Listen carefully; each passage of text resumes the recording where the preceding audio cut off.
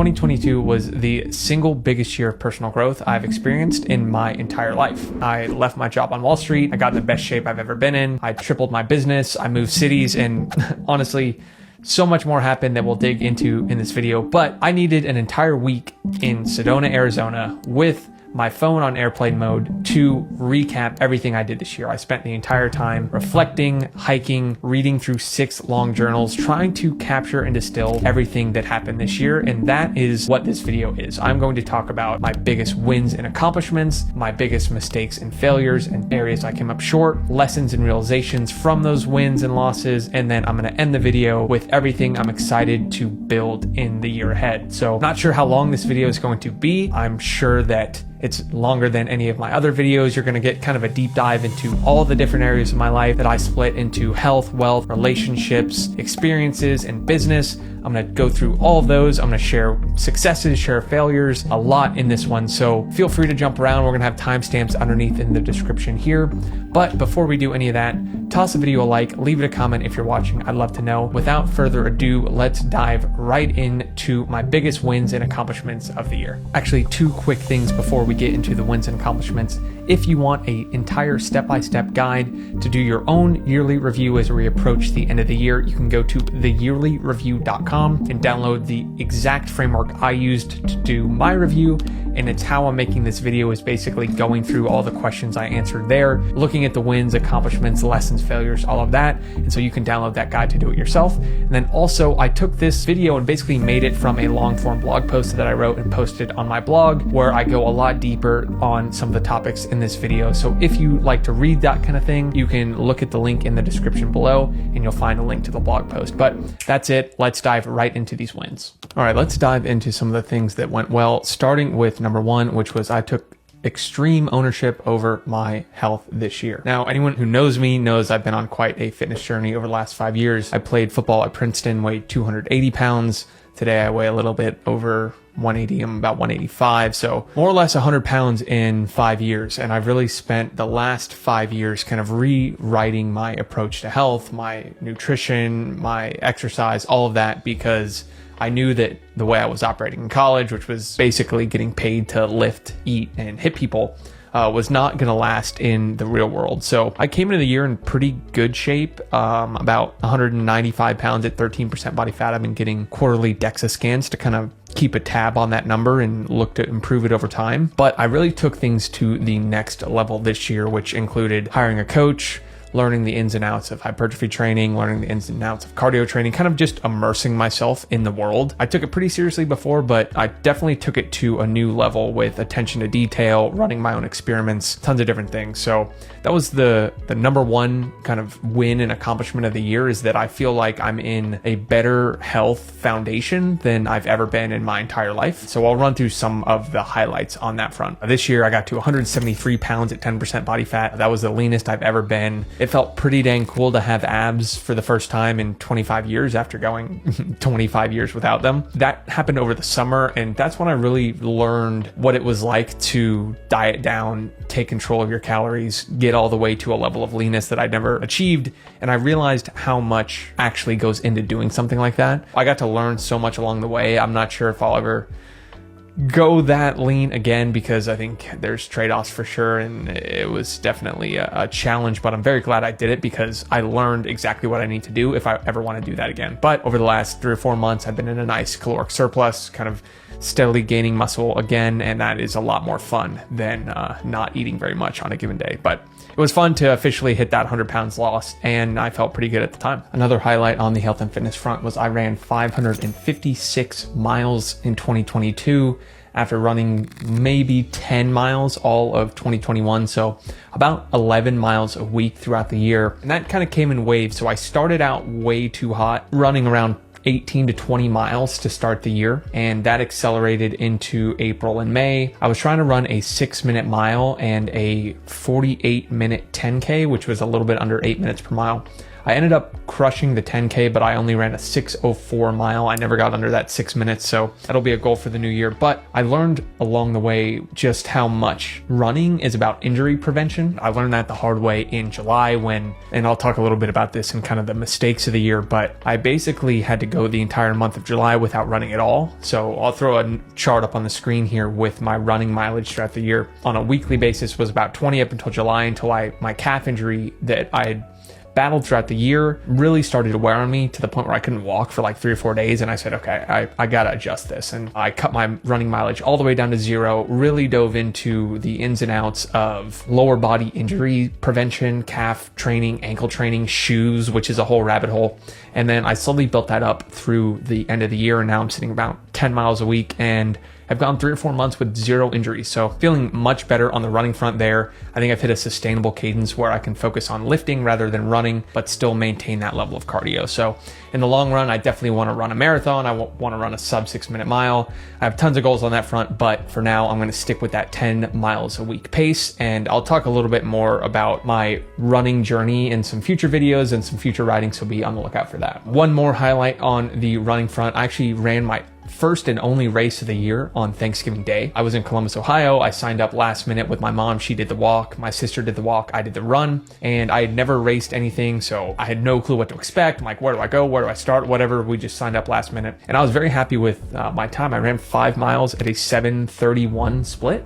My goal was 8 minutes, but 2 or 3 miles in, kind of the adrenaline of actually running in a race with people around you, it was really cool. So I plan on doing some more races throughout the year, not necessarily training for any kind of specific time, but they're just fun. It turns running, which is mostly an individual sport where you're kind of in your own head the whole time, into a little bit of a competition, because as I was running, I was like spotting people in front of me saying, I'm going to keep this pace and then I'm going to pass that person. It kind of turned it more into a competitive sport rather than an individual sport, which I enjoyed. So there'll be some 5Ks, some 10Ks on the docket this year that I just kind of sign up for last minute as a way to have some fun and keep running fresh.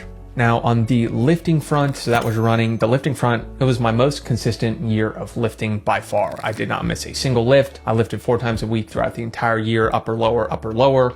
I was working with a coach, Francis. If you're watching this, shout out Coach Francis on Twitter. He's the man. He really changed the way I thought about progressive overload and making slight tweaks and paying attention to detail. So some highlights on there. I squatted 265 for 10 by the end of the year, and I've come a long way. In college, I squatted 500 pounds for 2 reps, which still kind of is crazy to think about, but slowly making my way back there. I don't know if I'll ever get to 500 pounds again, but on bench press, 176 for 9 reps. So small gains across the board, especially relative to what I've done in the past, but it felt good to really learn what it means to progress on the lifting front for years at a time, rather than hit it for 10 weeks and then fall off, and then 6 weeks and fall off. So hitting a really consistent cadence, and I plan on sticking to that and prioritizing it throughout the rest of this year and probably the next 3 or 4 years, because I'm kind of the view that I can run later in life, but adding muscle is much easier in your 20s than it will be in your 30s or 40s or 50s, but maintaining it is not any more difficult. So I'm definitely focusing over the next 4 or 5 years on adding as much lean muscle as I can, knowing that it's only going to get harder as I get older to build, but you can maintain. It's kind of, I heard Alex Hormozy call it a passive income body, where if you add a lot of muscle in your 20s, holding on to that is not very difficult, especially as you get older. You really only need a couple lifts a week to do that, and which puts an added emphasis on doing that early in life. So that's my goal right now. I want to keep running and maintaining that level of cardio, but I'm really prioritizing lifting in the year ahead. 2 more highlights in this. I really simplified my diet this year, and I've over the last 5 years, I think I've tried every single diet there is: keto, carnivore, high carb, low carb, fasting, all of it. And I definitely settled this year on the fact that calories in versus calories out is all that matters, and single ingredient whole foods are the number one way to feel good all the time, have high energy levels, and kind of avoid a lot of the crappy foods that are out there in most of the restaurants and things like that. So honestly, I'm just going to read here. On any given day, I pretty much eat the same exact thing. I just kind of change up how I prepare it, and that allows me to lift well. It allows me to have super stable energy levels. There's no ups and downs or crashes, and lets me hit my goals because I'm kind of in more control of what I'm putting in my body versus who knows what goes into kind of restaurant food. But eggs, spinach, ground beef, steak, avocados, rice, potatoes, Greek yogurt, and fruit.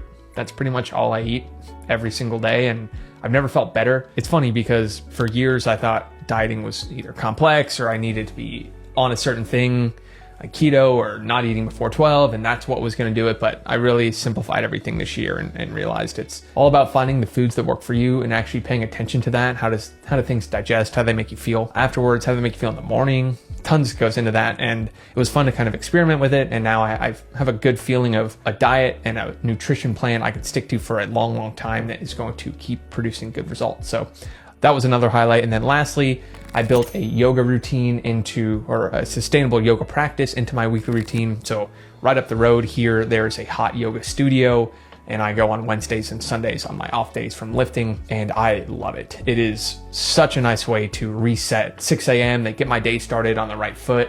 I sweat like hell.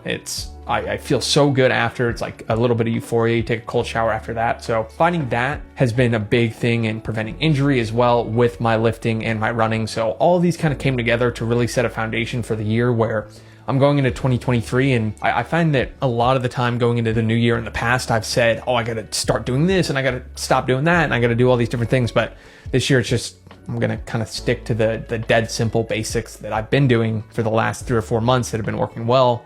And I could stick to that for 5, 10, 15 years easily. That's what I feel so good about right now, is for the first time, like the last 5 years, I've known that I was going to be in a different approach to health and fitness for a long time.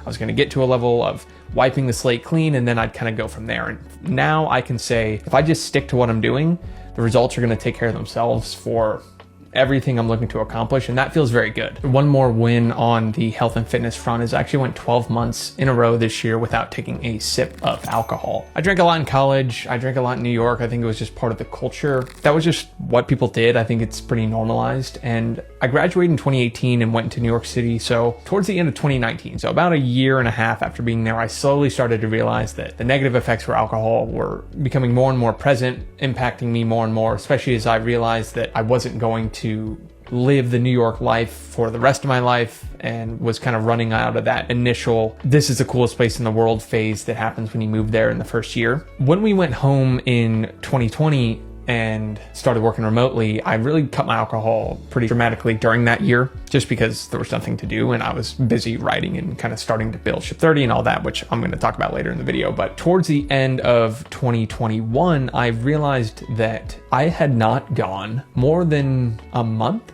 without alcohol for about 10 years. And that was kind of a shocking thing, to be 25 years old and look back to when I was 15, had my first drink in high school, and honestly had been drinking at least on a monthly basis, but probably more likely on a weekly basis since then. And that was just normal. Like, I think the number of 25-year-olds where that is true is shockingly high. And so I said, I'm gonna go 12 months, I'm gonna see what happens. And 12 months in, I am very, very happy with that decision. It's caused me a lot of reflection on the role I want alcohol to play. And I knew that I couldn't reevaluate that relationship if I was still having 1 or 2 drinks here and there. So cutting it to 0 was just much easier for me. It allowed me to have that clear, hey, I'm not drinking for a year and I'm gonna continue it. But I'll talk about a couple of the small realizations. I think I'm gonna make a full video on this because one of the things I realized, so it'll make more sense as I talk about some of these realizations, but number one is mild hangovers are the ultimate momentum killer, and avoiding them is the key to sustaining momentum. So having 0 days hungover for an entire year is pretty powerful. You really realize how much they used to affect you. Even those slight hangovers from having 1 or 2 drinks where you just kind of felt off. Eliminating those has been very easy to keep momentum, especially on the weekend where I'm never going into Sunday or Monday like a little bit off my game. I'm always kind of hitting the ground running. So that was a good positive reinforcement. Another one, people's reaction to me telling them I wasn't drinking was a very strong filter for the type of person I wanted to continue surrounding myself with. So really there were 2 reactions. One, someone would be fascinated and say, oh, that's awesome, I've been thinking about doing that. How do you handle this? What do you do with that? Like, how do you feel? And then other people would immediately realize that that clashed a lot with their worldview and kind of get on the defensive, like, oh, why are you doing that? You know, aren't you missing out on having fun? Or it doesn't affect me like that. And so they kind of just almost argue for no reason. And I started to realize that those people, it definitely immediately was like, oh no, that makes me confront something that I probably should confront.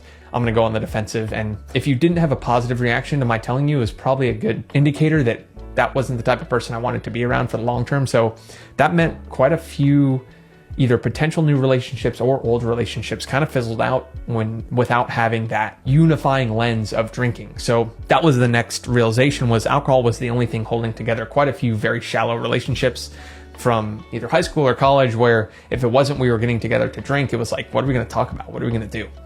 And so I think that's a net positive when you realize that you don't have as much in common with those people. It's much easier to kind of leave and shed those relationships that are no longer kind of bringing you up or serving you over time when you have that filter. Another one was tons of people are very interested in trying it when I would tell them, but they're far too worried what people will think about them saying I'm not drinking. So that was always the number one question. It was, how do you handle this exact situation? Like, you just told me you're not drinking. How do you handle that? And I point to the point above, or that I talked about a second ago, of if someone has a negative reaction, it's a very strong indicator that I don't want to be friends with that person anymore. So that was always kind of freeing for them too. So I think I inspired quite a few people to at least go a month or two without it and kind of reevaluate it, cut it to zero, and see the role it's going to play. The last realization, alcohol will definitely have its time and place in my life.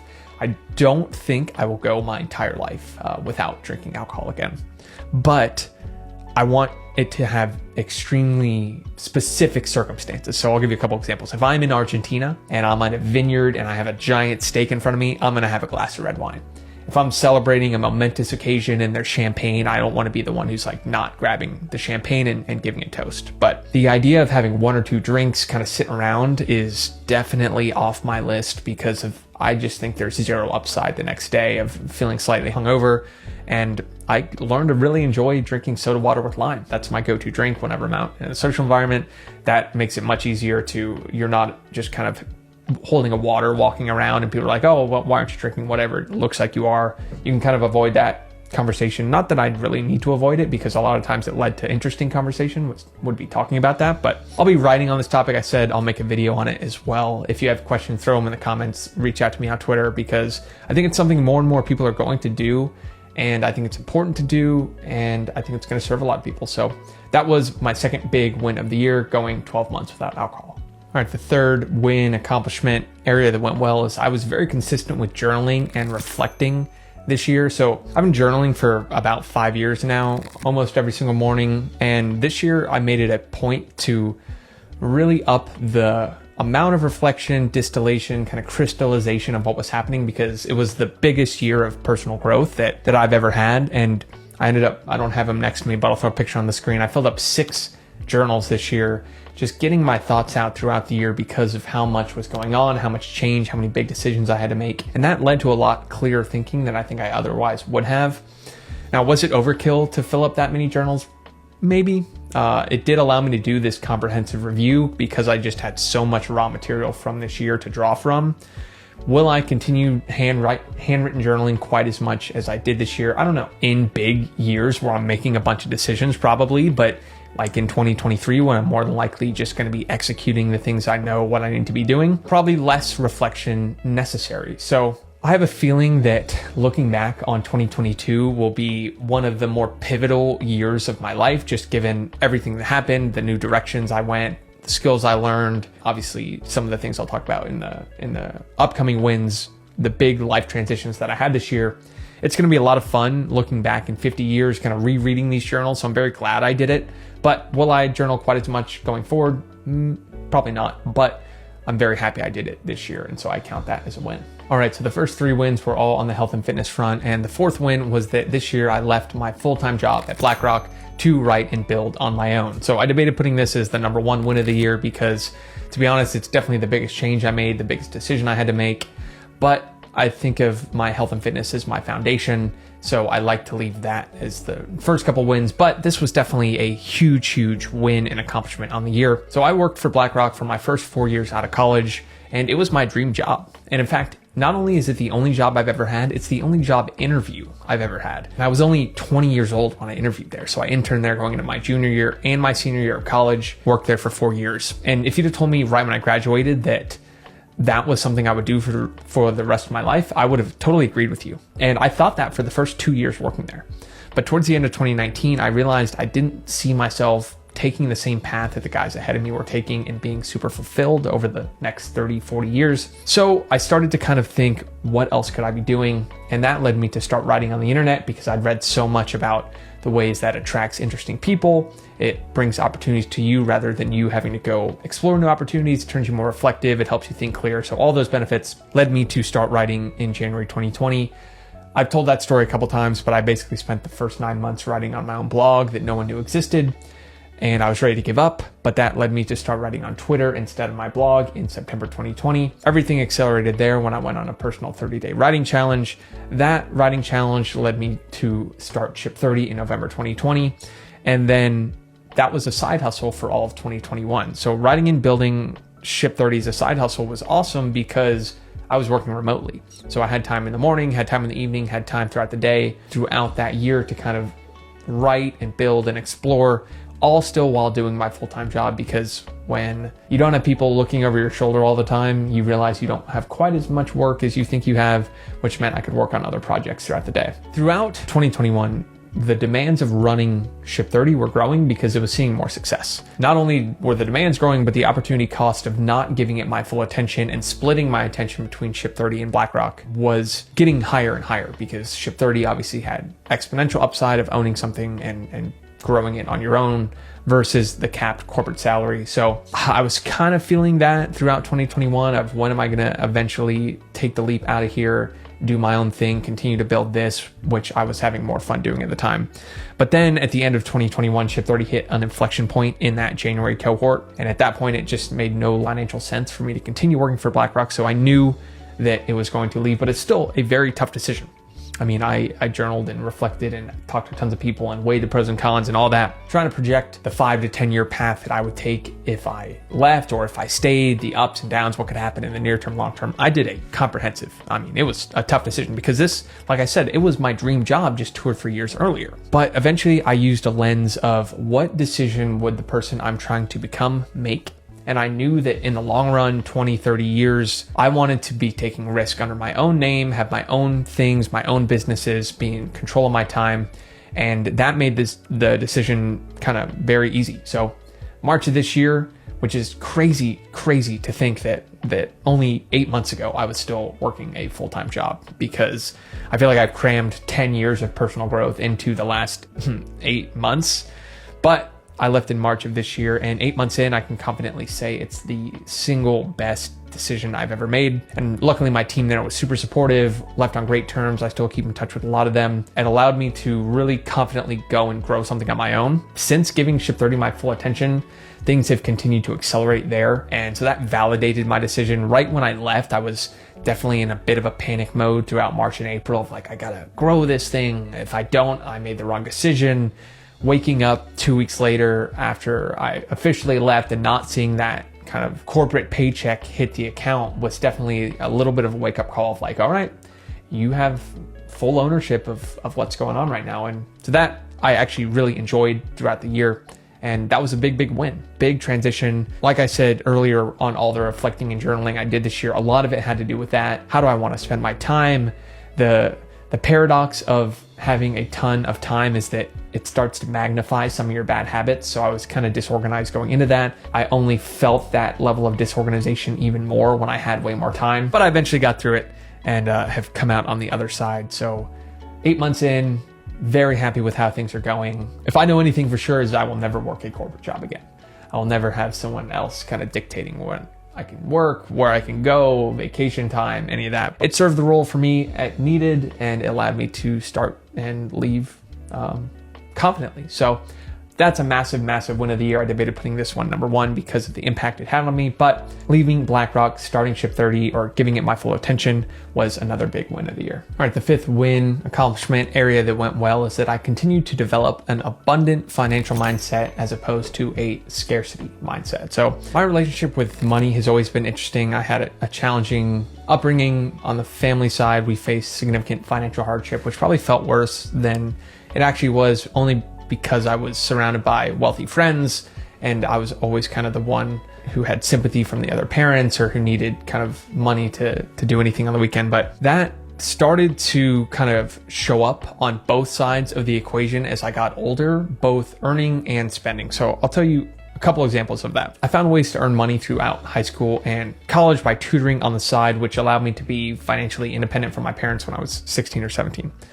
But I was stuck in this loop of every time I found a new level of earning, I would immediately think that it was all going to go away. So instead of trying to double down on that income source, I would maintain it at whatever it was and then try to ruthlessly cut my spending on everything else. And this is the definition of scarcity mindset. It was seeing the amount that I could earn as capped and seeing the amount that I could save as kind of infinite. Like I could always spend less on food, or I could always spend less on clothing or going out or whatever. That served me well in the beginning when I was just starting out and I needed to save money. And in high school, yes, that's the right choice. And in college, yes, that's probably the right choice because your earning is capped. But it took me a while, and I'm still working on this, to realize that the amount you can save is limited, but the amount you can earn is unlimited. That's shown up time and time again. And when I started to earn income on Ship 30, I realized for the first time ever, because I wasn't earning from a corporate salary and I was earning from something I created, that is something with infinite earning capacity, right? If you give it more attention, if you do a better job with it, if you attract more people, if you create a better product, you can earn more and more and more. Versus, I also realized that when you're growing your own thing, the returns on spending less are negative, right? If you are cutting your spending on high quality food, or if you're cutting your spending living in an apartment that you don't like, or not upgrading your desk setup, or all these other areas, it's actually going to negatively impact your ability to earn more. So I've been battling that relationship and growing it over time from scarcity to abundance. And I definitely took some good steps on that this year of starting to spend more on health and convenience and upgrading my environment because I could see the tangible returns. And I think that this mindset is hard to have when you have a full-time job with a more or less fixed salary, because you do see that as scarce. It's hard to earn more. But that sweet freedom of earning something on your own, whether it's starting a side hustle or whatever that is, you realize that has infinite scaling potential. And I say all the time that up until you earn that first dollar, and then you have more or less the biggest feeling of euphoria that you could ever possibly have, and then you spend the rest of your time building things on the internet, chasing that feeling of making that first dollar. And so that's what happened for me. That shifted from scarcity to abundance, and I'm still making strides there, because still throughout this year I let $10, $20, $30 purchases like take up mental bandwidth when they were clearly not worth my time. But I made a strong move in that direction, and I want to continue to write about this because it has been the single biggest financial mindset shift that has led to positive income gains for me, is realizing that there was no more I could cut on the spending side, but if I just acquired more skills or developed new character traits or had different beliefs, I was going to be able to earn more. And I made that shift throughout the year. So I count that as a big, big win, and I hope to continue making that in the future. Okay, so the first couple wins were on the health and wealth front. Now I'm going to talk a little bit about some of my experiences wins this year, and that brings us to the fifth win of the year, which I traveled to 10 different cities and I settled in a new one. During my first 4 years out of college, I did relatively little travel, pretty much zero travel, because I was always kind of hesitant, being the youngest person on the team, to take vacation or take an extended vacation or kind of talk about like I'm going to this different place. I don't know. It was probably a faulty belief in my head, but with my newfound personal freedom that I unlocked in March of this year, I made it a priority to be a bit more exploratory, go on some more trips, visit some new cities, soak in new experiments, kind of download new data sets of different places of the world. And I'm very happy with how all that went. I ended up taking 10 trips this year, easily the most I've ever traveled in a single year. And here's a quick recap of all the places I visited. I'll throw some images up on the screen to kind of highlight the best parts. I went to Austin. This is my fourth time in Austin, but I discovered the Greater Goods coffee shop in East Austin. Hands down the best espresso of any place I went to this year, and I had a lot of espresso, so that was awesome. Sedona, Arizona, where I did this long reflection. That was the most beautiful natural place I've ever been. I'd never seen kind of the red rocks or big, canyon style mountains like that before. I loved Arizona, but this picture traversing Devil's Bridge, that was the most beautiful 8 hours of my year, that hike. And that was a really cool picture too. I spent 2 weeks in Costa Rica, one of the most beautiful and peaceful places I've been to. But this $20 40 ounce tomahawk steak cooked in front of me on a wood-fired grill. That was definitely one of the biggest. That was the best part of Costa Rica. I went to Atlanta, Georgia for the Oregon, Georgia first week of college football. That was a lot of fun. I'd never been to Atlanta, but this meal I had at Kevin Rathbun's Steakhouse, single best meal of the year. I still think about that one every day, but really liked Atlanta. That was a lot of fun. Columbus, Ohio, I went for Thanksgiving. I got tickets to the Ohio State-Michigan game with my mom. That was a lot of fun. Really special experience for her. She grew up going to the game with her dad and hadn't been back to that stadium in 50 years. So getting to experience that, even though they lost, hopefully they do well in the college football playoff this year. But that was an awesome place. And this cafe in downtown Dublin called Rebel was just super aesthetic, awesome espresso as well. And so that was another highlight. I went to Dallas to watch the Bucks play the Cowboys. A lot of my travel this year was around football and sports. Love football, love sports, obviously still do. Loved it in college and still follow it all today. It's kind of my personal hobby that lets my brain turn off. It's just throwing on a football game and it helps me stop thinking about business or anything else. But AT&T Stadium where the Cowboys play, that was one of the coolest stadiums I've ever been in. It's basically a giant city, everything surrounding it, big jumbotron in the middle. I'll throw another picture up, but really cool there. I went to LA. LA was a lot of fun, and the coolest part is the LA Venice Boardwalk. I hit a 5-mile sunset run on Venice Beach. That was absolutely beautiful. A lot of just good energy around that area when I was there. So I plan on going back to LA every once in a while. Went to San Diego for a wedding, but the best part was the weather. It was 70 degrees, zero humidity basically the entire time. So I was there for a wedding and speaking on my first panel at a conference. That was a lot of fun. And then Minneapolis, I went, wow, it's fun to recap all these trips. And I definitely want to start either making videos or doing more writing about these trips in the year ahead. So I have a little bit more tangible way to remember some of it. But Minneapolis, I really like the architecture of the entire downtown area. Industrial, sharp, modern, square. I was there for a wedding as well, and that was a very cool city that I'd never would have gone there if I didn't have an excuse to go there, like a wedding. So very happy I went, and that was a lot of fun. And the last one, Miami, Florida, where I've been for the last 7 months. What's cool about Miami is it's basically 3 cities in one. You have Brickell, you have Wynwood, and you have South Beach. They're all very different. They have different pros and cons. They're unique. Some are funky, some are flashy, some are peaceful like the beach, and they're all about 10-minute Ubers away. I don't have a car here, but I can Uber anywhere. I walk to the gym, I walk everywhere I need. So as I make this video, I'm in a 1-bedroom apartment in Miami where I've been for 6 months, and living in Miami has been awesome. So visited 9 cities, settled in a new one. I was in Tampa before this and now live in Miami. And why I'm here is my co-founder, Nicholas Cole, moved from LA to Miami this year at the same time. After we'd gone 18 months working remotely, we said, hey, if we want to take this thing to the next level, we should be working together in person. And that's been incredible working with him in Miami at a WeWork, just getting things done. It's kind of like we have accountability partners where it's like we're showing up to the gym at the same time, we're working together, we're making good progress, and that has been really cool. And it's the first time in my entire life that I've actually lived alone. So I had roommates in college, roommates right when I graduated, and then when we went home to work remotely, I was living at my mom's house. So I've gotten to learn a lot about what it means to actually live on your own, which is a little bit harder than you think, or than I thought for sure, of dealing with all the errands that go with running an apartment. But I've figured most of that out, and I definitely see myself living in Miami for the foreseeable future.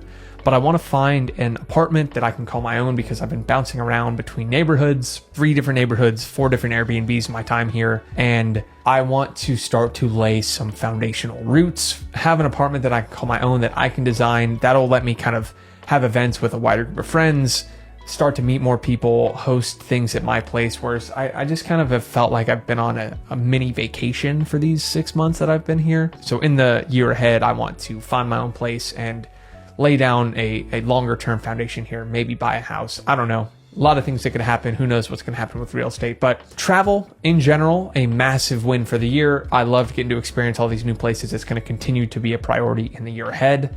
I want to get international. I want to go to Europe. I want to go to Argentina. I want to go to Cape Town in 2022 or 2023. We'll see if I make it to all those places, but that's a priority.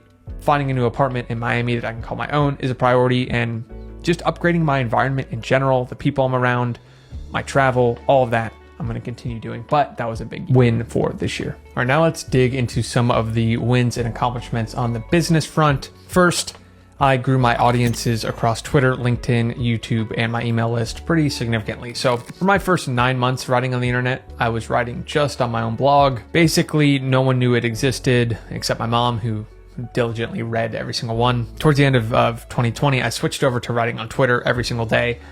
And that was by far the best decision I've ever made. That allowed me to start Ship 30. It allowed me to meet new people. Everything good came from going from writing on my blog to writing on Twitter. So if you're writing on a blog, make the switch. Start writing on Twitter, start writing on social platforms where you put your writing in front of people. But I'll talk a little bit more about that later. Some highlights from the year on that front. So I added 162,000 Twitter followers, ending the year just over 300,000. Hitting that milestone felt pretty cool. I tweeted over 6,000 times. I wrote 100 Twitter threads, over 100 atomic essays, and generated, and this is crazy to read, 113 million impressions on my tweets.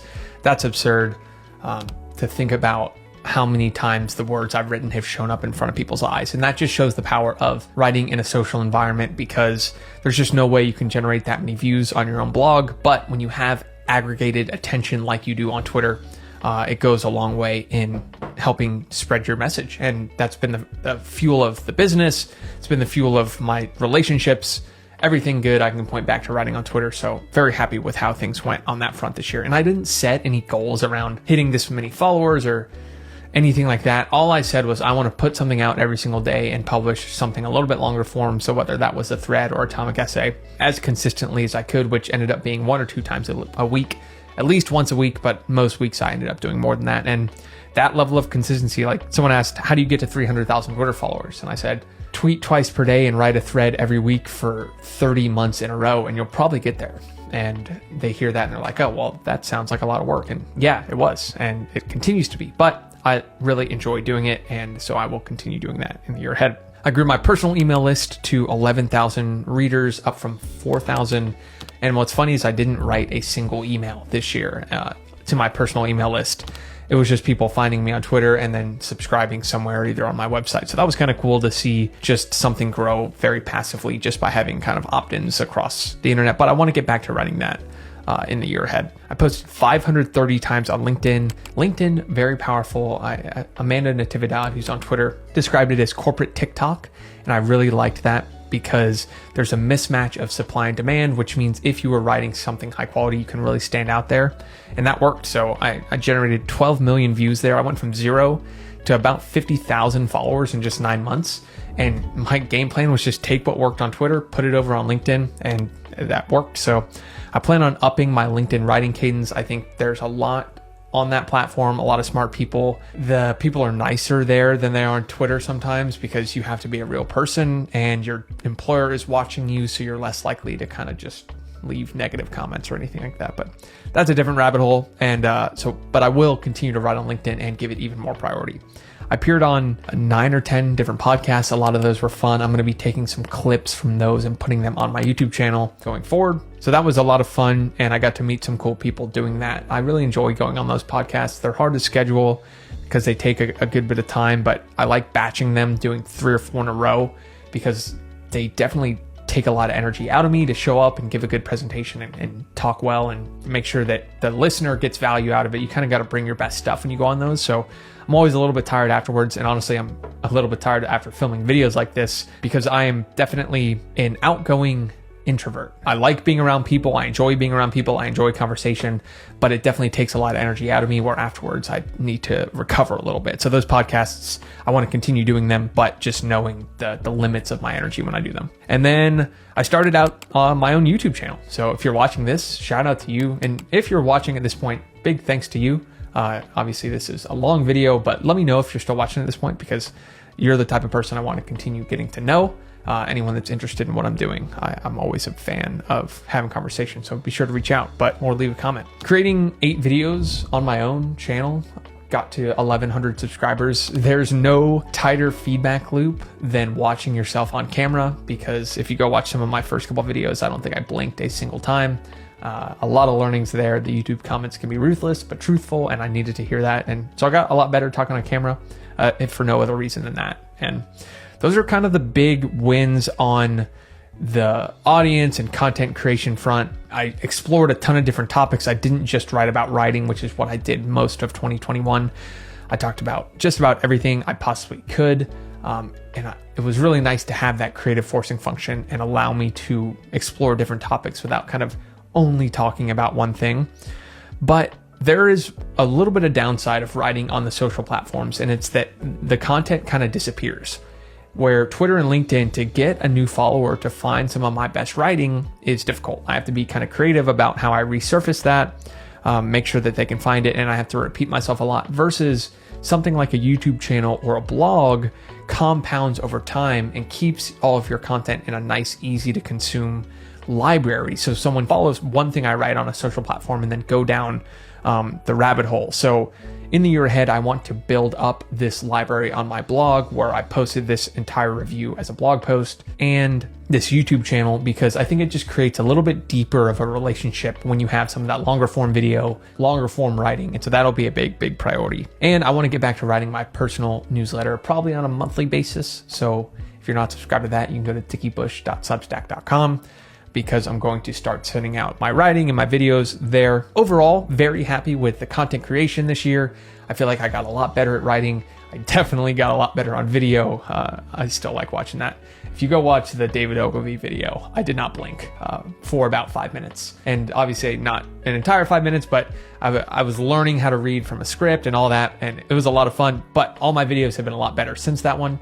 And so I'm glad I made it. But yeah, that's the content creation front, the audience front, a lot of good things there. And I'm going to continue to build that in the year ahead. And hopefully at this time next year, we're talking about bigger numbers, even more content, maybe a book, lots of ideas there. So stay tuned.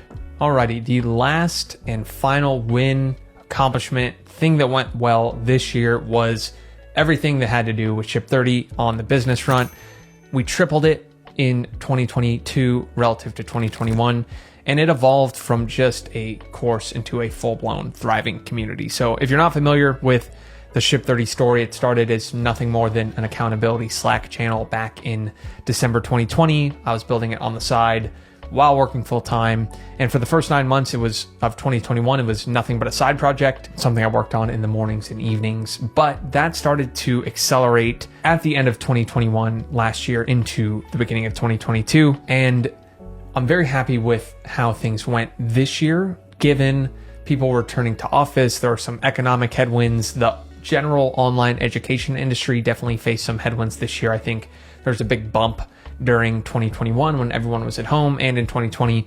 And I think you started to see some of that. So we're very happy with how things went, how things are ending this year, and the trajectory we're on in the year ahead. But more than on the business metric side, Ship 30 definitely evolved this year from just a course into a full immersive community-powered learning experience. We upgraded everything: live sessions, templates, onboarding curriculum, customer support, you name it, we improved it.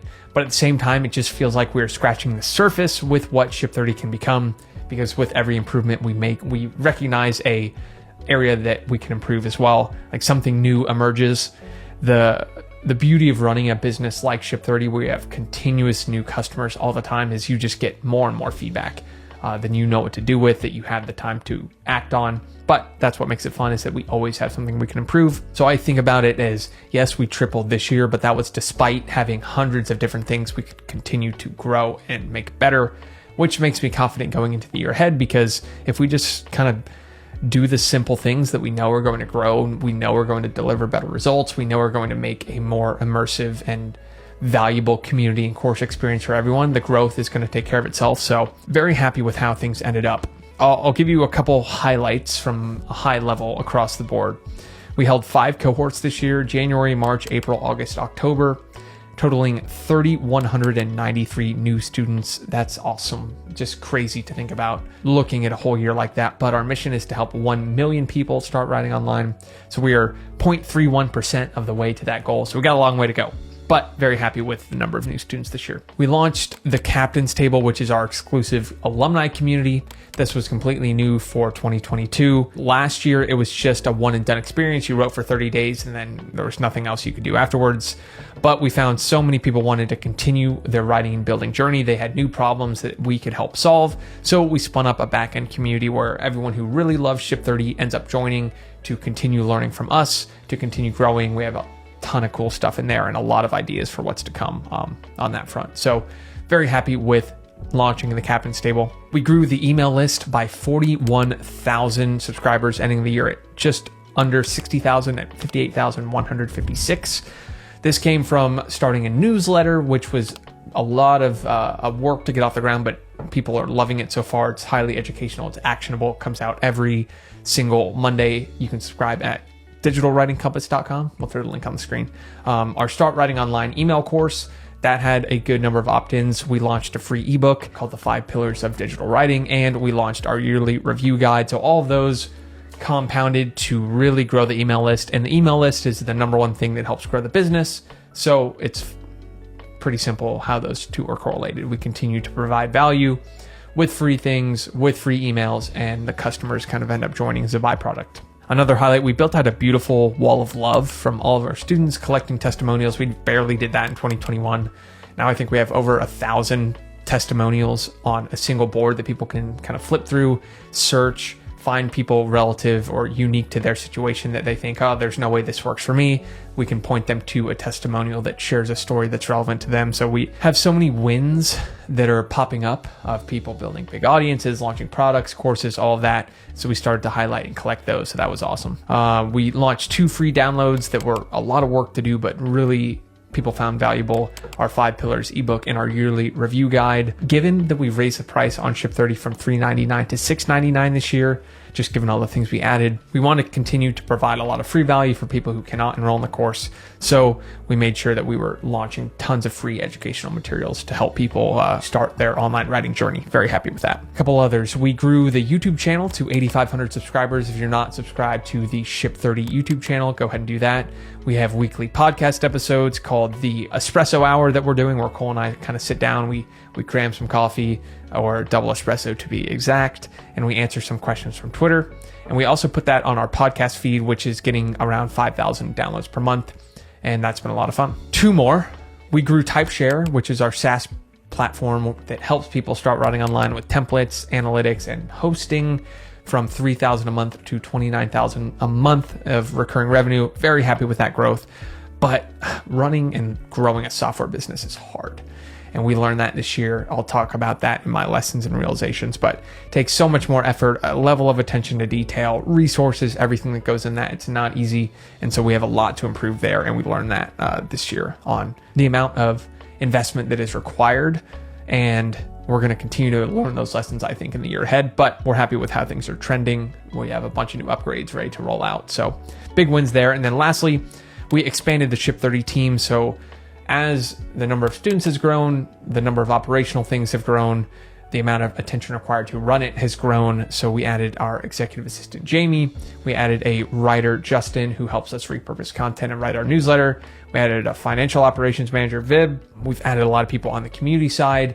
All of these have helped Ship30 really turn into a 3-person operation with me, Daniel, and Cole, and instead turned it into more of a team. There's more of a culture. There's interesting connections. It went from side hustle to full-blown business this year, and we are going to continue to prioritize that in the year ahead. So a lot of wins on the Ship30 front, and I sure hope so, because I gave it, outside of my health and fitness, it received more or less all of my attention this year.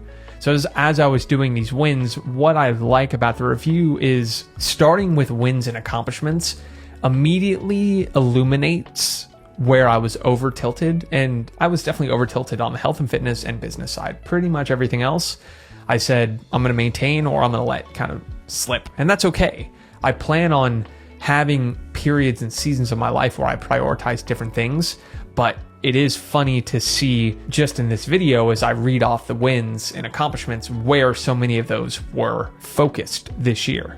And that was intentional, very intentional at the beginning of the year, especially when I left BlackRock. It was, look, I have basically nothing else to do right now other than take care of my health and grow this business and deliver better experience for Ship30 students. So a lot of fun, a lot of wins this year, a lot of accomplishments, a lot of growth, but not everything was perfect or good this year. And I always start these reviews with all of the positives, just to kind of set the headspace of no matter what happens or what had happened this year, there were things to celebrate, but definitely some areas I can improve. And so let's dig into those now. All All right, now I'm going to rattle off some of the things that I think I could improve this year. These were kind of my mistakes, my anti-accomplishments, things that could have gone better.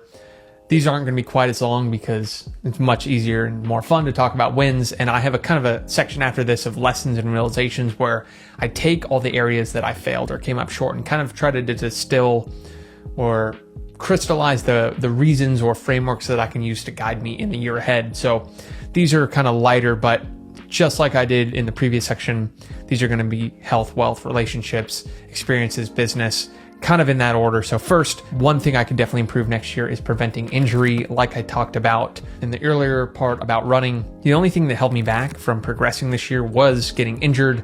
And I've made good strides with it by the end of the year, but I definitely let my calf injury and some lower back stuff kind of linger for longer than necessary because I just kind of kept trying to push through it and never sat down and tried to find the root cause. And it wasn't until I really had to spend 3 or 4 days without even walking that I had to totally reevaluate my relationship with running, mobility, strengthening, flexibility, all of that.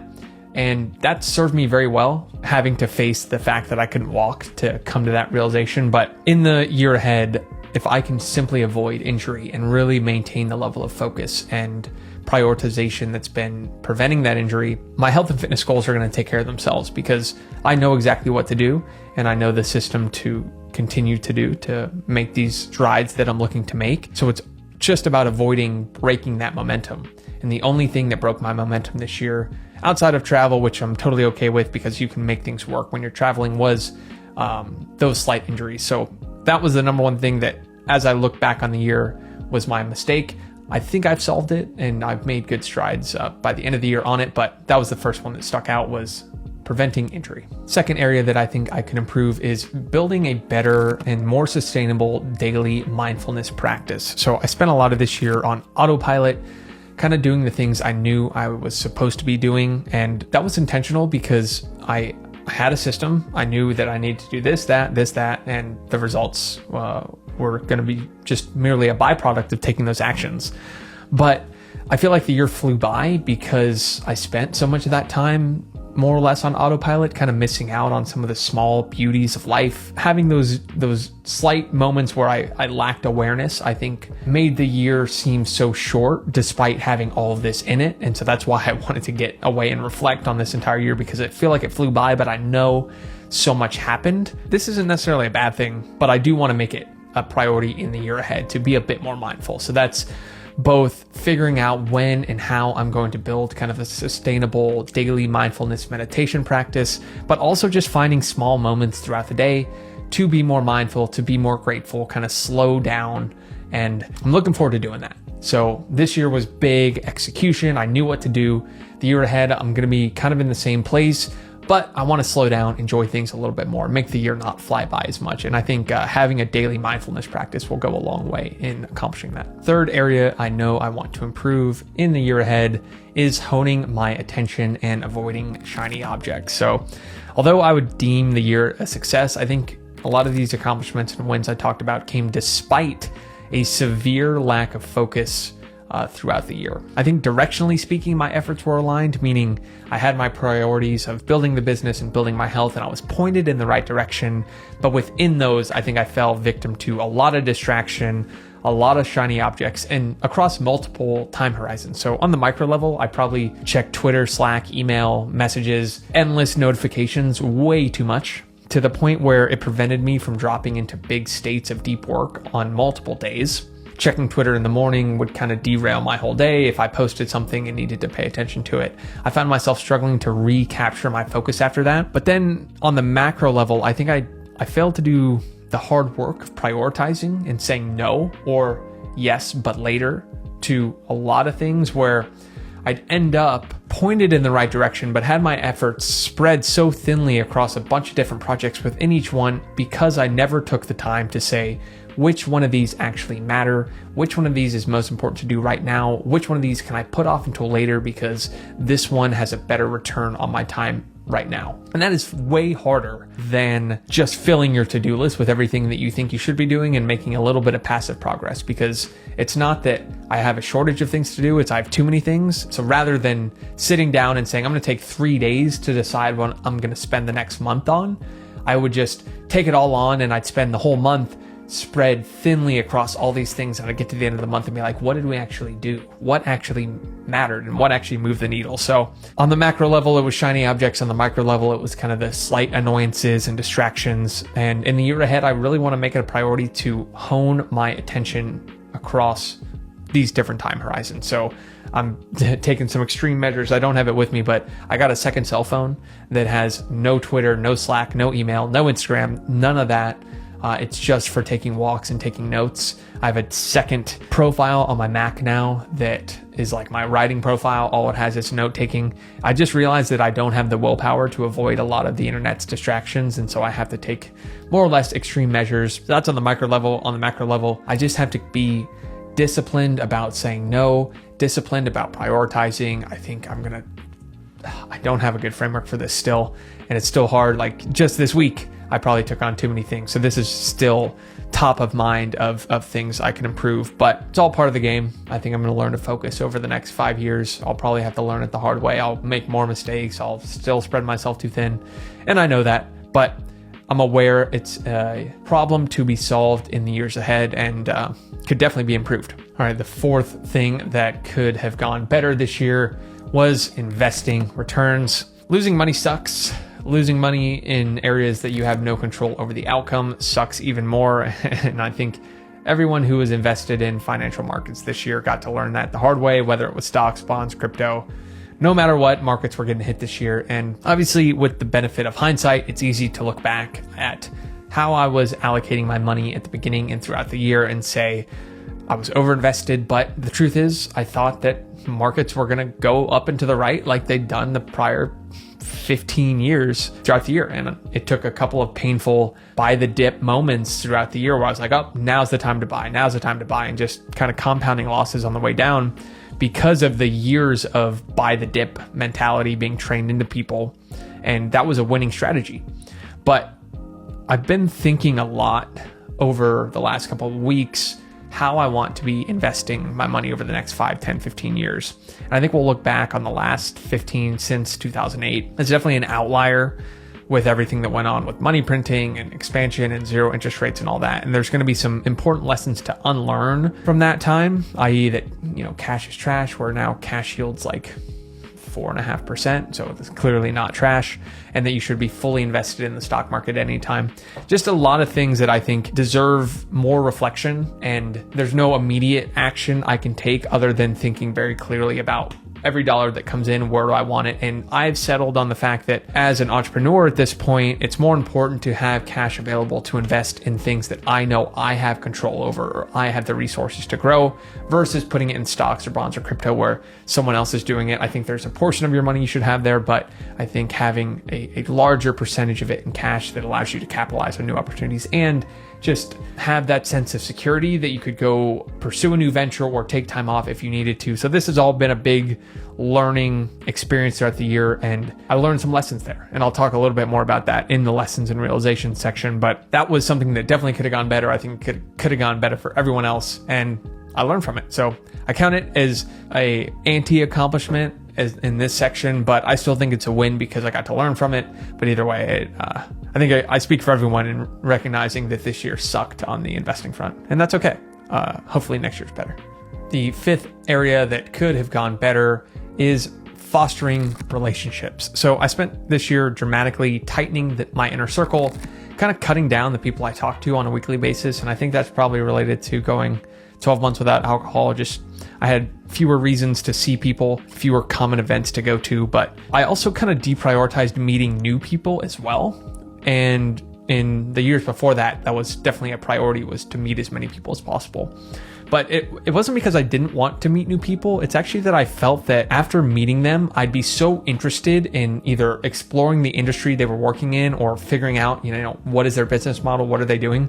That actually made it difficult for me to focus on my work. And there's so many smart people out there doing cool things that Eventually, all I want to do is learn about what other people are doing, how I can help them, get to explore new industries. But this year, meeting new people was worsening my shiny object syndrome. So I cut it down. I wasn't taking new calls. I was, using the line of I heads down building new things, kind of keeping a clear calendar, would love to connect at a later point. And I said that to a lot of people. And again, it's all okay. It was intentional this year, but it could have gone better. And I think in the year ahead and years going forward, I want to get back to meeting new people. But even within my tightened inner circle, I think I could have done a better job catching up with many of them. I put it as a priority for quite a few of the seasons this year that I wanted to build a time in my calendar where I would catch up with them. I just never stuck to it. And luckily, these are the kind of relationships that can weather a period of time without catching up, but I don't want to push the limit of that. So in the year ahead, it's going to be a big priority of mine to build some intentional time into the calendar to both meet new people and foster the relationships that I already have. This will be through a mix of kind of periodic catch-up calls, organizing the occasional dinner where I can kind of meet a bunch of new people at once rather than one person at a time. There's just so many smart people here in Miami doing cool things that is a nice way to get to meet them. And then I also want to coordinate and participate in some group travel. So same thing, get a bunch of smart people together, maybe some people I don't know as well, but want to know better, and try to coordinate some international trips or other events where it just brings people together to also explore a new thing. So fostering relationships could have gone better this year, but I think it was intentional in the way I went about it. But in the year ahead, it will kind of move up on the priority list, and I'm pretty excited for that. All right, the sixth thing that could have gone better this year is just general hobbies. I found myself really immersed in what I was building this year, and that came at the expense of really doing anything outside of work or working on my health. So it's funny because I think that served me this year, and it might serve me again next year and the year after that. But I know in the long run, I have this long list of hobbies that I want to explore, that I want to learn more about, that I want to write about, make videos about. And that's what sounds the most fun for me over the long term, is getting to learn something new, get up to speed quickly, and then share it with other people who might be interested in doing that as well. So things like espresso, coffee, golf, house music, Greek culture. I mean, I got a lot of things that I want to learn more about. Where I keep going wrong is thinking that I have to take on all of them at once. So part of this reflection was I made a big long list of hobbies, and I'll actually put them up on the screen here. I wrote a small essay on it of all the things I want to explore. But instead of saying I got to start all of these over the next year, I said, here's everything I want to explore over 25 years. And that completely took the pressure off of what I need to do, where if I just do one thing per 2 years, over 25 years, I'll have 12 cool hobbies. So in the year ahead, I think I want to do 2, one outdoor, one indoor. I'm leaning towards golf and playing golf and getting out on the weekend and kind of getting away. What I want these hobbies to accomplish is give me something that I can direct my full effort and attention to that is completely different than what I do in the day-to-day, but also allowed me to kind of master something. Like I want to put a lot of focus into golf, and that's the outdoor one. And the indoor one, I think, is going to be learning to play house music, starting with mixing music and then eventually making my own. If I'm sitting here at the end of the year and I can kind of throw a little bit of a set down in front of a group of people without anyone being like, who the hell is this DJ and why is he playing this music? I think that'd be pretty cool. And if I can play golf a handful of times. Now, look, I'm going to be honest. I have a feeling that I'm not going to take those hobbies on this year, and that I'm going to continue to be relentlessly focused because my return on time is still best spent where it's currently allocated. But hopefully I start them, and maybe that's a belief I need to break. But either way, I'm looking for something that I can immerse myself in to kind of let me turn my brain off from what I do on a day-to-day, because that's when I have my biggest creative breakthroughs, is when I break that cycle of just the same pattern of thought every single day. And so we'll see which one of those I get to, but I pretty much did no hobbies this year. So if I can just increase that a little bit in the year ahead, I'll count that as a win. All right, the eighth thing that I want to improve in the year ahead, I kind of already talked about this one, so I'll keep this one quick, is finding a solid apartment that kind of lets me lay a foundation. I didn't like that I was bouncing around Airbnbs and different neighborhoods and all that this year. It kind of felt like I said earlier, I was on a 6-month vacation, and I'd rather find a place that is unfurnished that I can furnish myself. And I think some deals are going to be popping up here soon. So that's a small one. I just want to make a point on it just so I remember, because it's going to be easy for me to just say I'll stay in another Airbnb for 6 months. But I think taking the time, finding the nice apartment, getting my roots down is going to help me think a little bit longer term here in Miami. So that's something that can go better, and I'm going to prioritize it. The last 3 things that we could improve are kind of all on the business side, so I'll lump them together. The first is compounding my writing and videos. I talked about this earlier, but the thing about writing on social platforms, or even making video on social platforms like Twitter, TikTok, Instagram, all that, is they all kind of disappear and the library doesn't compound. Whereas a blog, where I posted this review and this YouTube channel, keeps all of your content kind of in one place. I want to compound my writing library, so when someone finds one thing, it's very easy for them to go down a rabbit hole and see everything I've written. So that means doing more long form on the blog, taking the time to take my Twitter content and repurpose it for my blog, turn it into YouTube videos. All of that is going to be a big priority. I also want to write more about my travel experiences for no other reason than I think that's just a fun way to build your library of content and help people kind of get to know you a little bit better when you're writing about, hey, I went here, here's where I recommend. I know I enjoy reading that from other people. So that's one. Second is turning Ship 30 into a more sustainable community and really improving the product experience more so than doing more marketing. And Alex Hormozy has a great question on this of, if you could no longer market externally and you could only get new customers from your internal community or your current list, how would that change the way you did business? And I think that's the single best question you can ask at a point in your business journey where you have a product that people love. How can you get them to love it even more? And then that's what lays the foundation for a long-term, sustainable, growing business. So we're going to take some time and think about what changes we could make to the offer, to the model, to the community, little things like that that we know are going to just lead to better results, help people have more fun writing on the internet. And so that's going to be a big area to improve in the next year. It's just, how can we make this run for 5, 10, 15 years and not be so dependent on constantly finding new people, constantly writing and attracting them, whereas instead we can just say, we're going to do such a good job teaching other people to write that they're going to go attract future Ship 30 members for us. Another one is just building out even more of the team. This goes with the point above, is that we've done a good job staying lean up until this point, but I think given the number of people that are in the community in each course, we can deliver better outcomes if we hire more people to support them on their journey. So that's either hiring some coaches, training more of the Ship 30 members to kind of ascend into bigger areas of responsibility within the community, where it's not just me and Cole delivering all the instruction,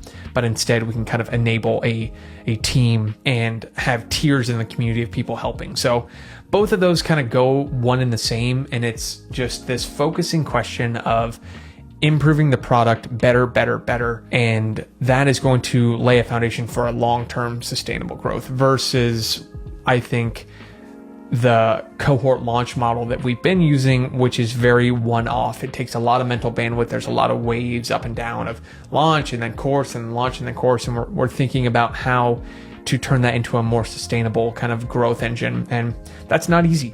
It's easy to stick with what is working, but potentially won't work over 10 years versus taking the short-term trade-off and making the decisions that are going to pay off over 5 and 10 years versus just in the year ahead. Way easier to say that out loud than to actually do it. So a lot of thinking is going to go into that, but those are a couple areas on the business front that could have gone better, or that I'm looking to kind of improve in the year ahead. I think, though, as I say those out loud, they weren't necessarily mistakes. They were just things we didn't prioritize that now I want to start prioritizing. So I kind of just lumped them into this list. And that's kind of it on things that could have gone better.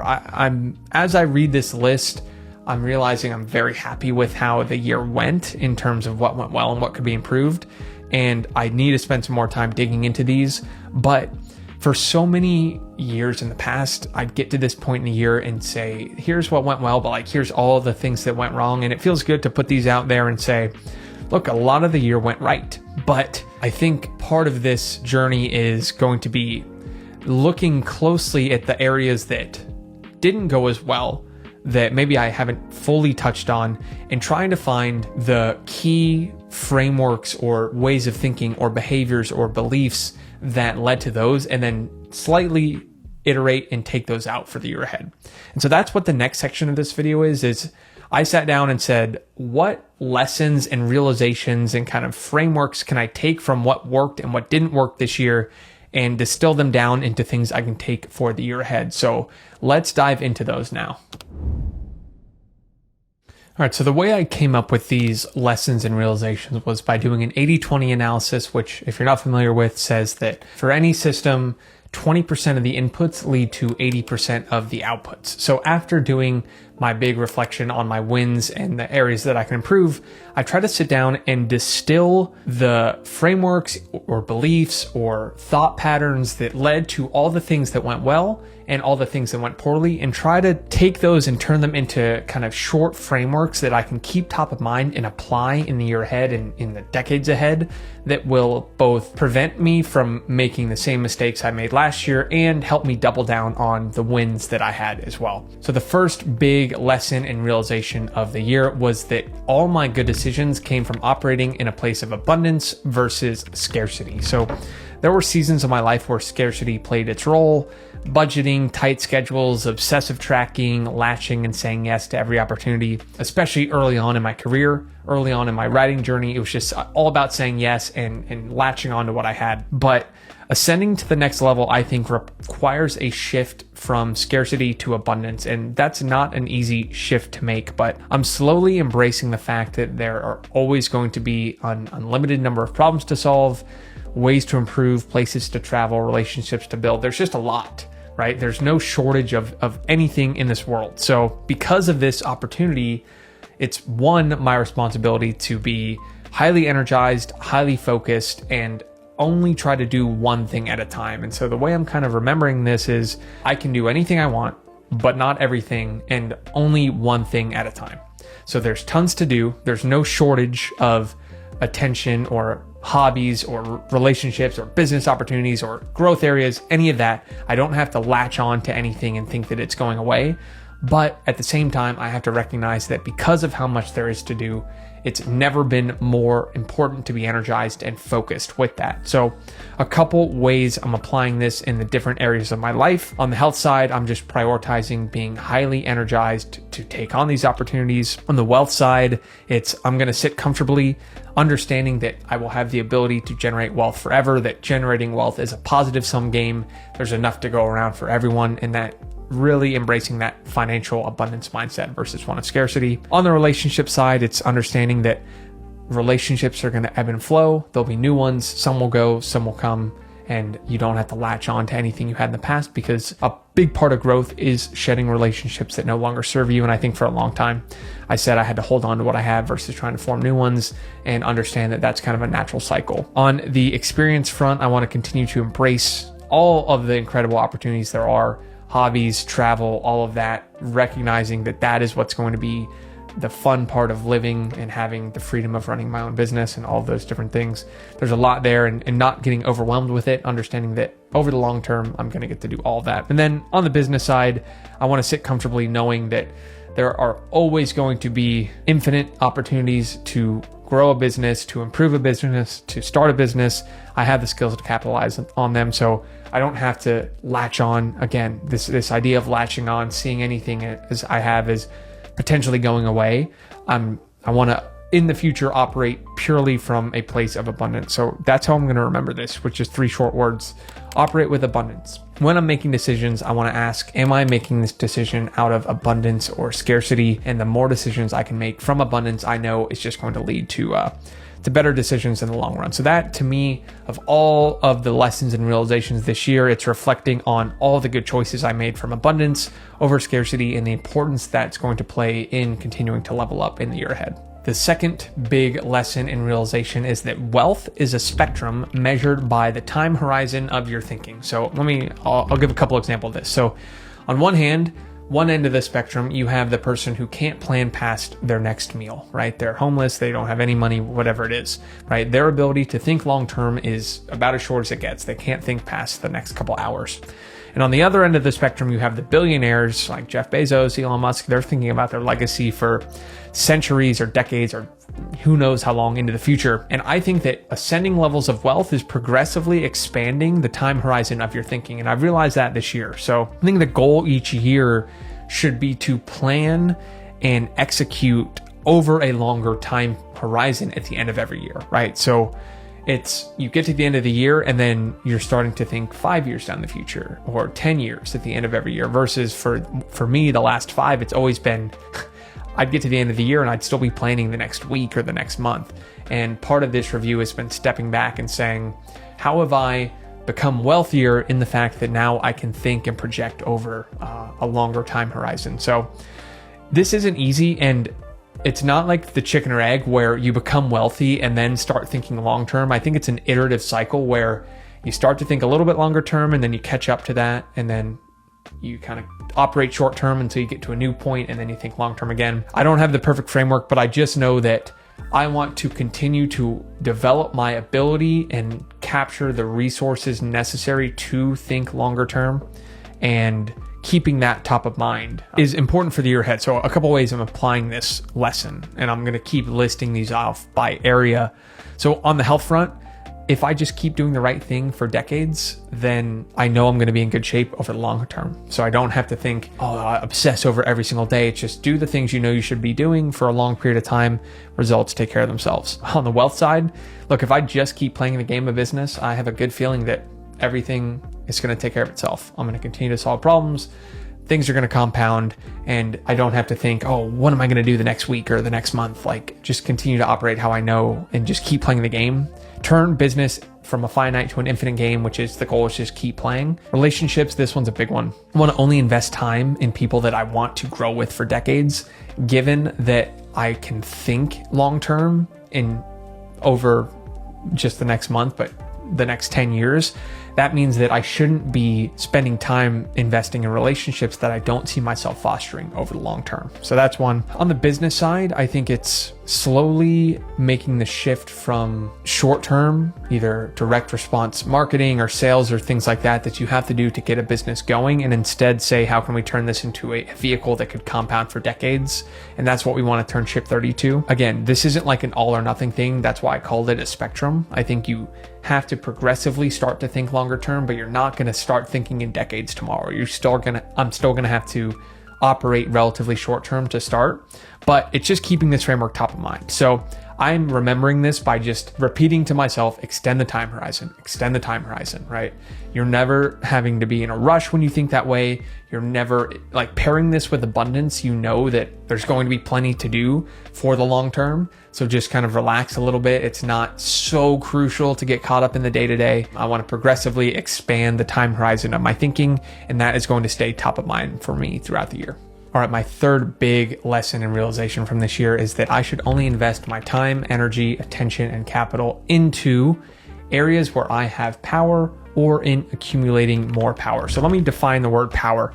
And Alex Hormozi has a great quote on this, and it says, power is the speed at which you can go from idea in your head to finished idea or executed product in the real world. So if you picture the most powerful person in the world, they would think about an idea and it would be there, right? So your goal in becoming more powerful is to go from idea to execution faster. So the person with the most power would think and something would become, and the person with the least power would have, no matter what their idea is, they have no way of actually taking that idea from their head and putting it into the real world. There are a couple sides of that, and giving some examples drives it home. So I think every negative result I had this year came from allocating my time, energy, attention, or capital into an area where I lacked power. And I define power as either I have no say over the outcome, or I have relatively little resources to actually influence the outcome overall.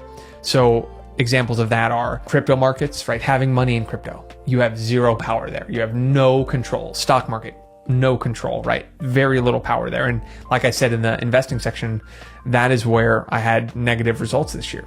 Things like the Twitter algorithm, right? If I only write on Twitter, I have relatively little influence on some of that thing versus an email where I know I'm sending it and it's going to hit that person's inbox every single time. Working with contractors where I don't know exactly the quality of work that they're going to deliver and I can't influence the result that much. that's an area where I lack power, and we had some negative results from some contractors this year because of that. Those are areas where I lacked power. I also had areas where I lacked resources to put something into the world, and that's more on the personal side. So I either didn't have the knowledge or didn't have the skills to take that idea in my head and get it out into the real world. So those were the two things. All my negative results came from allocating to areas where I didn't have any control of the outcome, or I didn't have the resources to actually make that outcome reality. It just all clicked for me when I looked at that, and then looked at all the areas where I had success, and it was putting them into those areas where I did have power, like on the personal health side. I have full power over that. I know exactly what to do and how to influence the outcome there. So it's just an interesting dichotomy, and I'm realizing that leveling up is just continuing to invest and allocate your time, energy, attention, capital into areas where you have power, or in accumulating more of it. Said in reverse, the worst place to spend it is in areas where you lack power, or in just wasting it, not accumulating more resources. So I'm still kind of working through that framework, but I think there's a big thing there on just where you are investing your resources. And I'm just using this lens of, am I putting this over something I have control, or am I getting to a place where I have more control after doing it? So a couple ways I'm applying this. I want to invest on the health side in building a health foundation that allows me to do anything I want, because I have full control over that area. If I do the workouts I need to do, eat the things I know I need to eat, the results are going to manifest in the real world. So I have full power there. On the wealth side, I want to invest fewer resources into assets that I'm powerless. So that's broad stock markets, crypto markets, bonds, all of that, versus investing in my own businesses where I know that $1 in is going to generate more than $1 out, because I have power and control. You can kind of see how this framework starts to, and honestly, as I say it out loud, it's starting to make more and more sense to me. Relationship side, I want to be a powerful resource for other people, meaning I want to help them get ideas from their head into execution. So that could be introducing them to more people, or sharing a framework, or helping them unblock a belief. And then I know that if I do that, I will become more powerful, accumulating relationships just as a byproduct. Whereas if I'm helpful to other people, I know it's all going to flow back to me. On the experiences side, I want to use my hobbies and travel to unlock new ways of thinking. So I think I can become more powerful through my travel just by going a certain place and then recognizing that now I have a new way of thinking, or a new way of understanding, or a new data set with which to process. And to me, that is accumulating more power. And then on the business side, this one is crucial. Using this lens of what is the bottleneck of the business, and how can we accumulate the power to remove that bottleneck? It deserves its own kind of video. But any bottleneck we have in the business, I either need to accumulate more resources, so whether that's more team or more time or more skill, to solve it. And if I can just focus on that this year, of what's the bottleneck to the business, what resources am I lacking to remove that bottleneck, go solve it, remove it, move on to the next thing. And I think honestly, I could apply that to far more than just business, but that's what's top of mind for me. So I'm remembering this one by just accumulating power. I want to wake up in the morning and say, how am I taking my resources and putting them either towards areas of power or accumulating more of it? And I have a good feeling that if I can apply that throughout the entire year, I'm going to continue to level up. All right, my fourth lesson and realization of the year is that short, defined periods of pure obsession can lead to big leaps of growth in any area. And honestly, I think I crammed 10 years of growth into the last 6 months on the business and health front, because I've given them my full attention. I've experienced this across a ton of different areas of my life. I mean, I was an elite RuneScape player in 4th grade. I was a professional speed cuber in 5th grade. I played pro Call of Duty in 7th grade. I played D1 football in high school. I majored in math and computer science, and now I'm applying it to writing and business. And I've realized that I thought this was a bug in my personality growing up, that I would start something later than a lot of my friends, but then I'd get better than them or level up quicker, just because I'd be like, oh my God, all I want to do is spend my time on this one thing. And I could apply a level of focus and obsession that other people it was almost off-putting. And for years, I thought that was a problem, but I've realized it's 100% a feature, not a bug in the real world. If I yield it correctly. And so it's either a superpower or a crippling bottleneck. So I think there's this delicate balance I'm always striking of finding that area to obsess over, dial things up, but then I struggle with how do I dial it back down 20% after I go that full 100%. It's not easy. I'm still working through it. But when I pair this fourth idea of short periods of obsession with the first three, abundance, long-term thinking, and accumulating power, I really come together with this framework of over the next few decades, there's going to be no shortage of opportunities. So that's abundance. Decades, that's extending the time horizon, and no shortage of abundance of opportunities to accumulate more power. And I know that when I give them my full attention and focus, I can make leaps ahead in those areas. So it puts me at ease when I combine those first four lessons, and it excites me. It excites me to know that I'm going to get to live in a way of picking something, diving into it, immersing myself in it. And if I can then take what I'm learning, use these creative outlets of writing and making videos to then share what I'm doing along the way, I can see myself just having a lot of fun over the next 20, 30 years doing that. Picking an area, obsessing, sharing, growing, continuing to build. I don't know. I'm rambling a little bit, but it just, these realizations started to build on one another as I was writing them out. And so this one is just puts me at ease, and there's no real deeper dive to do on it. So if you're kind of in my shoes and want to think about this framework, I'm just going to say it one more time. Over decades, so thinking of a long-term time horizon, there's going to be no shortage of opportunity. And I've already experienced that you can travel anywhere, you can build anything, you can do anything. It's sometimes overwhelming. Within those, I'm going to be able to learn and accumulate more resources along the way. So that's power, long-term thinking, and abundance. And then when you pair that with the ability to obsess in a short time horizon, I'm going to get to do that a ton of different ways and accumulate resources along the way. So, and how I'm remembering this framework is 3 simple words: lean into obsession. So recognize that my ability to obsess is a positive personality trait. Double down on that and pick the areas to really dial my attention, give it all my focus, knowing that I can cram a lot of growth into that period when I do. The fourth lesson in realization I had this year is that maintenance requires way less volume and intensity than people think, but growth requires way more. So I'll give you an example of this, right? Maintenance is the same level of difficulty at any level. So think about someone with $100 and $100 million. Both of them can put their money in a bank account that yields 3%, keeps up with inflation, and they will maintain their same level of wealth. So you can also look at someone like a professional bodybuilder and a person in average shape. Maintaining their current level of fitness is the same level of difficulty. Whether you think so or not, a bodybuilder, once they get to that elite level, it doesn't take very much for them to maintain it. They're always trying to keep growing because it's part of their sport, but they could dial things way back and still be jacked for a long period of time.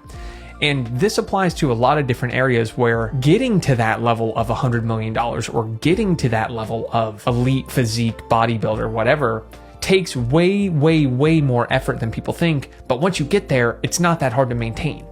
And this framework is just stuck in my head because it puts the importance on picking a few things, applying a ton of effort to get to a place where then you can maintain it over the long term. So I quote Alex Hormozi a lot in this video, but he has this idea of a passive income body and a passive income bank account, right? Where once you get to a place of financial foundation and health foundation, maintaining that level is extremely easy. And that just stuck in my head. In the year ahead, I want to realize that I need to be very careful about where I put my efforts, knowing that doing anything well will require more effort than I think, which means I can't afford to spread myself so thin across all these other areas.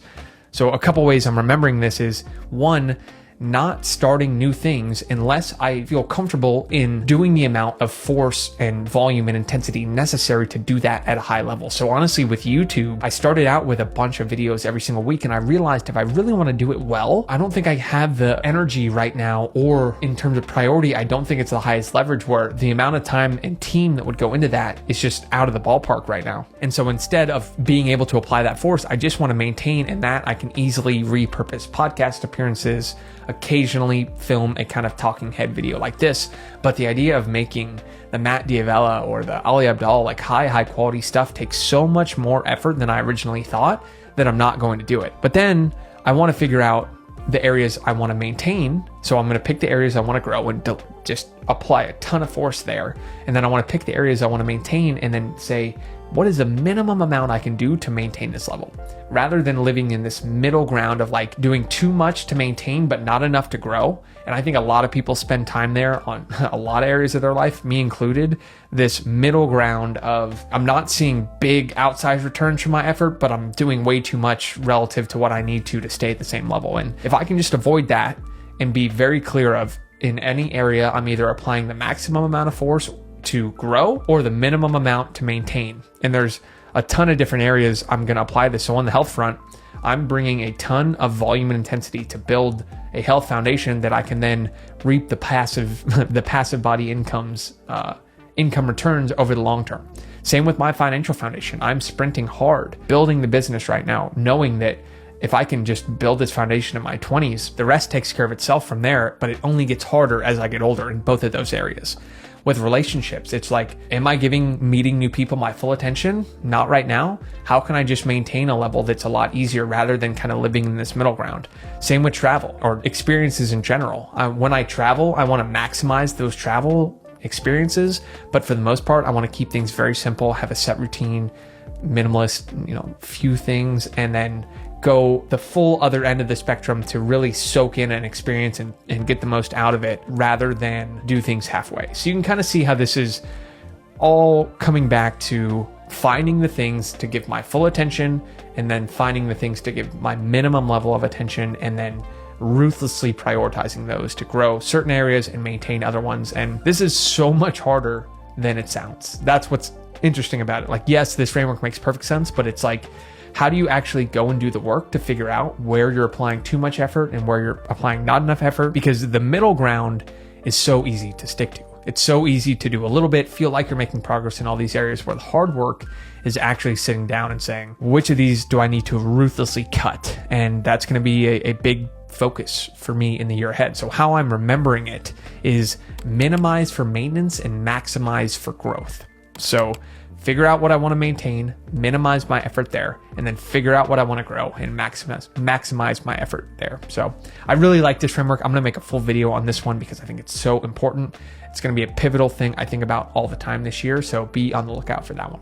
My sixth lesson and realization from this year is that liquids take the shape of their container, so choose your container wisely. So this one's a little bit of a cryptic one, but I'll explain it here. I think I have the unique ability to execute any system I put myself in with unwavering discipline. So this means creating the necessary stress or urgency, diligence to stick to any structured cadence I design, no matter how arbitrary. And the reverse is true as well, is that when I'm left without any of these guardrails, guidelines, routine, structure, I can melt into a period of suboptimal behavior pretty quickly. So I think of myself as a liquid, right? I can melt into whatever container I take, which means I need to be very careful about the containers I put myself in. Wielded correctly, I think this behavior is a blessing, but without it applied to the wrong container or left without any container at all, it is a crippling bottleneck for me. I've learned this year because I've just recognized in my behavior patterns that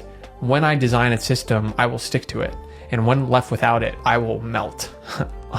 I can sit on the couch and watch Netflix for 12 hours, or I could stick to a health and fitness protocol down to the ounce for months at a time. In the year ahead, I want to be very careful about the containers I'm putting myself in every single area.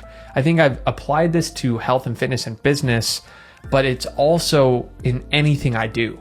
I want to be very mindful about what game I'm playing and knowing that I will do what's necessary to play that game well or to win that game. But I also want to look at areas where maybe I don't have any container at all and I've fallen into that suboptimal behavior because of it. So this one it's a little bit higher level, but it just requires me to sit back and think, what containers am I putting myself in?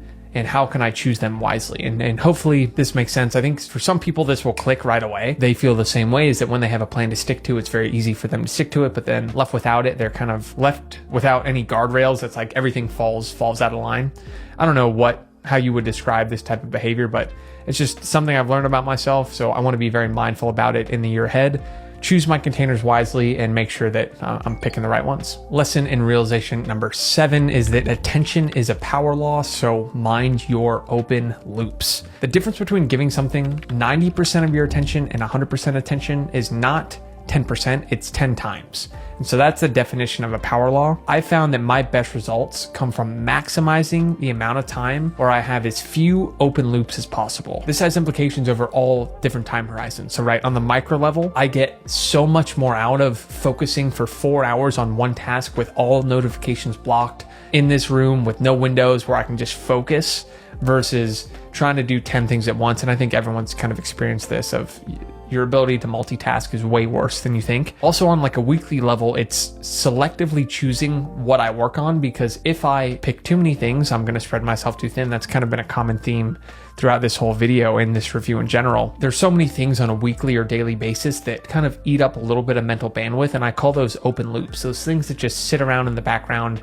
that you know you have to get to, or you got to take care of, errands, calls, all those different things. So the goal to really maximize my attention is to figure out what all those open loops are and like systematize them where I don't have to think about them. So on the micro level, it's focusing. On the macro level, it's removing the number of things that I'm focusing on and figuring out the things that I know are eating up mental bandwidth in the background and creating a system that allows me to operate those without thinking about them all the time. And then lastly, at the highest level, I think having unfinished projects or looming uncertainties that kind of eat up mental bandwidth in the background are present all the time. And it's not until you ruthlessly take time to shut them do you recognize that they're eating up bandwidth in the background. I think it's like a computer, right? When you have a bunch of things running, you start to hear it hum and you know right away something's not right. I think in my day-to-day, I have that feeling, but I don't often enough take the time to say, what are all the things that are taking up mental bandwidth? How can I block a day and just get those all off my list? This framework of realizing that attention is a power law, I want to prioritize in the year ahead, really honing my attention. And that's how I'm going to remember it. It's just repeating to myself, hone your attention, hone your attention, hone your attention. Pick fewer things to work on. Work on one thing at a time on the daily level, and then make sure that I don't go extended weeks or months just letting these things loom in the background without taking care of them. And if I can do that, I have a good feeling that I'm going to make even more progress, because just that little bit of extra attention doesn't just yield a small bit more return. I think it yields power law type returns. Attention is a power law. Mind your open loops. That was lesson and realization number 7. Lesson in realization number 8 is better is boring, so learn to cherish the monotony. I got to experience this year, but the sheer amount of repetition, minor iteration, and execution of the absolute dead simple basics that comes with achieving anything, it's enough to keep 99% of people from ever achieving it. I think the things that I did this year to make a lot of progress revolved just monotonous repetition. And I leaned into that and I repeated to myself, cherish the monotony. When I found myself having to write another thing that I knew was going to work, or eat the same meals that I knew was going to get me closer to my health and fitness goals, or do the same workout, right? It's not difficult to figure out what to do. What's difficult, and I think success is rarely figuring those things out. It's rarely about, hey, I need to do these things. Most people know exactly what they should be doing. It's learning how to execute those things day in, day out, all the things you know you should be doing for an uncomfortably long period of time, despite, this is true for me, every single bone in my body begging to add complexity, chase something new, or give up entirely. And I think that idea of better is boring, I just want to drill into my head with everything this year, because I'm not starting very many new things in any of the areas of my life. It's going to be taking what I'm doing and just making it a little bit better. And that is going to be boring. I think my entire operating system is all about starting new things. I really enjoy that. And I do eventually want to lean into that at a high level. But this year, especially in the next couple of years, I know what to do. I know what needs to be done better. And I need to lean in and cherish that monotony of slight improvement, doing the same simple things over and over again, not adding unnecessary complexity. And if I can just avoid that and repeat to myself, better is boring, and just embrace it. Smile when I feel myself doing the same rep or doing the same customer support or improving the landing page again. Whatever it is we're doing, I know it's going to be a little bit of monotony this year, so I'm excited to lean into that. And I have this framework of repeating to myself, better is boring throughout the entire year. My last and final 9th realization of the year is that you are simply a byproduct of your physical and digital environment. So the food you eat, the space you work, you live, the gym you go to, the group chats you're in, the people you follow, the writers you read, podcasts you listen to, all of this shapes you and your behavior 24/7, 365. And I started to recognize that this year as I listened to the same number of podcasts, I read the same number of people. I kind of immersed myself in some mentors and really recognized their thinking was influencing my behavior in a way I'd never kind of experienced before. I kind of can become a fish in water in that way of getting in the same routines and the same environments and same people, and maybe not recognizing that, is that serving me? And it's so easy to kind of stick to what's comfortable, stick to what's useful. How I'm trying to incorporate this realization is I need to mindfully and carefully craft my environment throughout the year, audit it often, so step out of it periodically, whether that's travel, whether that's wiping the slate clean of the podcast I'm listening to, whatever it is, figuring out a way to kind of refresh my environment perspective and then come back new. Because every time I went on an extended trip this year and I came back, I quickly walked into my apartment and was like, oh, that shouldn't go there. That shouldn't, this isn't helping me work more. Or anytime I unfollowed a bunch of people on Twitter and started following new ones, I realized my thinking changed. And I just had all these reinforcing events of recognizing that we're kind of just byproducts of what we're consuming. So I want to audit it, I want to craft it, but I also want to invest more resources in building all of them. So whether that's time, capital, attention, just keep it top of mind. How am I crafting my environment right now? I have a good understanding of this, but where I kind of go wrong is always thinking that the environment is something you set up and then it's done, but it's an iterative process, right? It's never complete. There's always going to be something I could improve or audit or remove, and keeping that top of mind. So it's craft your environment, but continuously iterate it and update it over time, because people change, perspective change, goals change, all of that changes, which means you need to continuously update your environment as well. So that's how I'm going to remember it. Craft my environment. So that's, going to a gym that motivates me, listening to a podcast that educates me, right? On the health side. On the financial side, it's following people who inspire me, listening to people that educate me, keeping a long-term vision that I think about all the time, right? All these things that influence my thoughts and behaviors and belief patterns, surrounding myself with the right people, carefully crafting where I work, where I live, where I relax, all of that, where I just spend my time, what I wear, recognizing how much influence that has on the way I operate. I'm going to keep top of mind this year. I'm going to audit it, I'm going to craft it, I'm going to invest resources in it, and hopefully at this time next year, I've reaped the rewards of being a byproduct of my environment and my inputs because of the time and energy I've taken to do a good job curating it and crafting it. And that pretty much does it on my lessons and realizations. So I talked about my wins, I talked about the areas that could go better, I talked about the things I've distilled and crystallized to take into the new year. And this video has been long. And so if you're still watching this right now, I greatly appreciate it, because a lot of this has been me talking through these frameworks to better understand them myself. I know that 2022 was a massive year of growth for me, and it was a big priority to crystallize some of these things. That's why I spent an entire week off the grid, to make sure that I didn't walk into next year without really sitting back and thinking about this.